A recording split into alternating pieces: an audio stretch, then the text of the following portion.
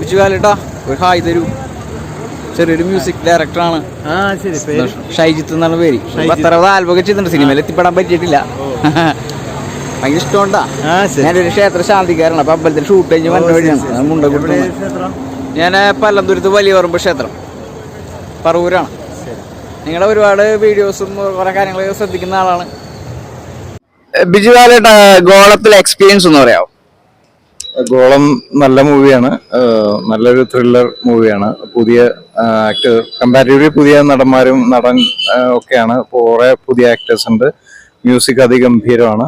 എൻ്റെ ഒരു സീക്വല് വരുമെന്നാണ് എൻ്റെ സൂചന കിട്ടിയത്. അടിപൊളിയാണ്.